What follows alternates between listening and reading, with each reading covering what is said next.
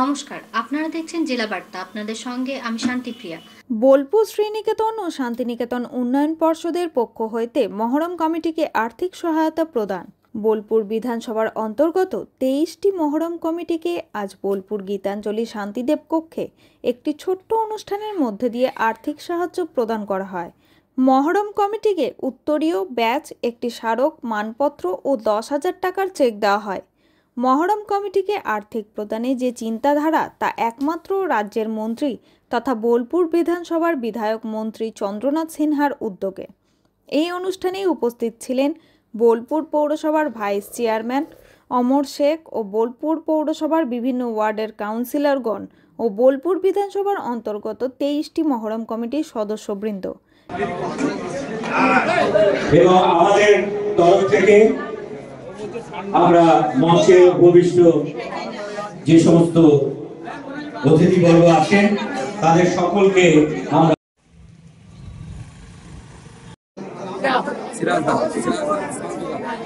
সম্মান প্রদান করার জন্য মাননীয় সিরাজ মোল্লা, শান্ত হাজরা এবং দুলাল মল্লিক মহাশয়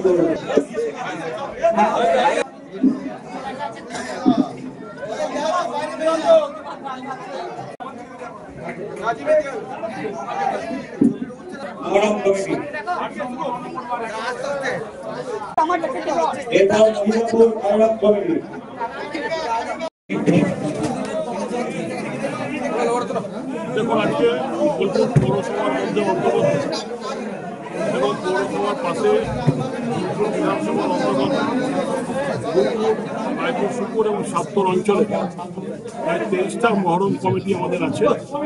তাদের একটি সম্বর্ধনা দেওয়া হলো আজকে এবং 23টাতে আমাদের একটা মোমেন্টো, একটা সার্টিফিকেট এবং 10,000 করে সাম্মানিক আমরা দিলাম। এই জন্যই দিলাম যে মহরম যে শোক যেমন মুসলিম সমাজের কাছে, তেমনি এইটাকে নিয়ে এখনকার বর্তমান সমাজ সুন্দর প্রতিযোগিতা করার চেষ্টা করে, এটা যাতে আরো ভালোভাবে হয়। তাই আমরা শ্রীনিকেতন শান্তিনিকেতন উন্নয়ন পর্ষদের পক্ষ থেকে তাদের পাশে দাঁড়িয়ে তারা যাতে আরো ভালোভাবে করতে পারে সেই প্রচেষ্টাটা রেখেছে। চেকটা বাইরে দেওয়া হচ্ছে, চাইবো তুলে দিচ্ছেন মাননীয় বিধায়ক এবং মন্ত্রী শ্রী চন্দ্রনাথ সিনহা মহোদয়।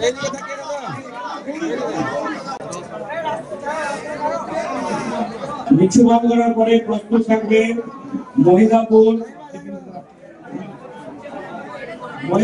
নতুন মাঠপাড়া মহরম কমিটি।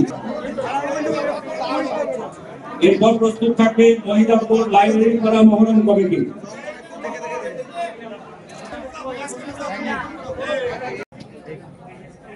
বোলপুরে এত বছর ধরে এখানে আছি, বোলপুরের মানুষজনকে এইভাবে সম্মান যাপন করতে হয়, এটা কিন্তু মন্ত্রীর কাছেই আমরা শিখলাম।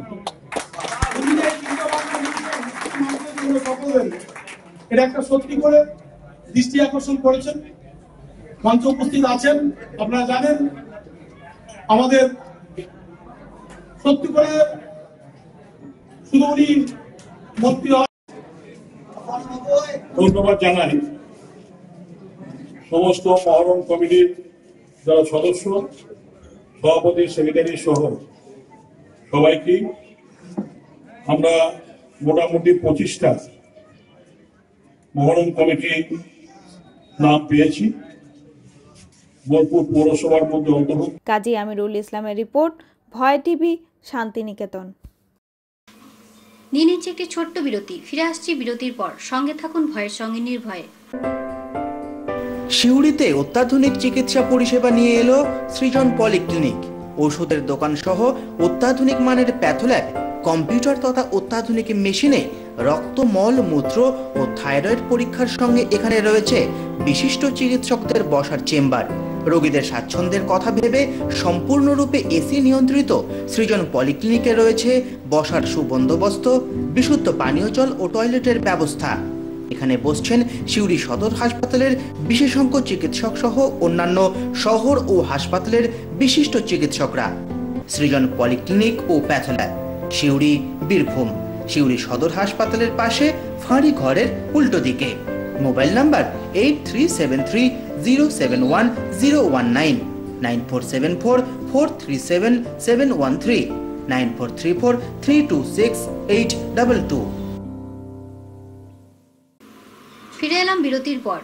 বোলপুর নানু রোডে শিয়ানে পথ দুর্ঘটনায় মৃত এক। গতকাল রাত্রে পথ দুর্ঘটনায় মৃত্যু হয়েছে একজনের। অপর আরেকজনকে আশঙ্কাজনক অবস্থায় বোলপুর মহকুমা হসপিটালে ভর্তি করা হয়েছে। দুর্ঘটনাটি ঘটে শিয়ান মাদ্রাসার সন্নিকট। স্থানীয় সূত্রে জানা যায় যে বোলপুর থেকে নানুর অভিমুখে একটি অটোরিকশা দুই ভাই বোলপুর থেকে বাড়ি ফিরছিলেন। হঠাৎ কিছু বুঝে ওঠার আগেই অপর দিক থেকে একটি গাড়ি এসে ধাক্কা মারে। সূত্র মারফত জানা যায় কোন গাড়িতে ধাক্কা মেরেছে সেটা কিন্তু এখনও অধরা।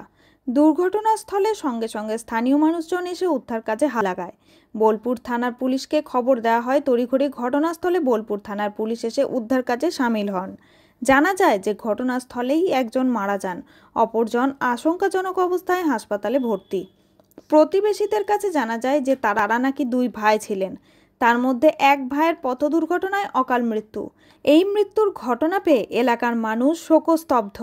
এখন যেহেতু রাতের দুর্ঘটনা, সেই জন্য দুর্ঘটনার কারণ বলা যাচ্ছে না কিভাবে এই দুর্ঘটনা ঘটে গেল। তবে বোলপুর থানার পুলিশ প্রশাসন সজাগ, তারা পুঙ্খানুপুঙ্খভাবে এই দুর্ঘটনার তদন্ত করছেন।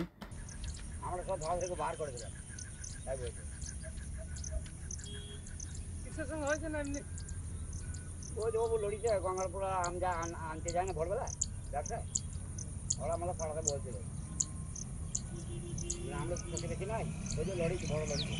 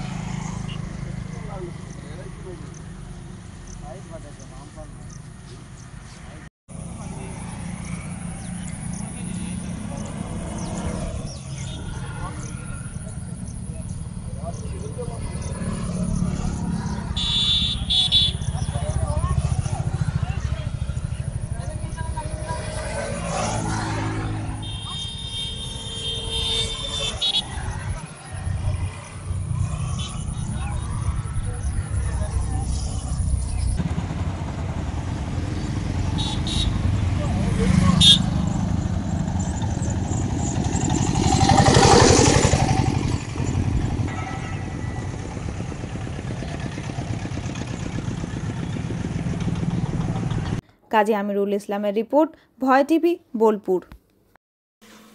আজকে জেলা বার্তা এই পর্যন্তই। নমস্কার।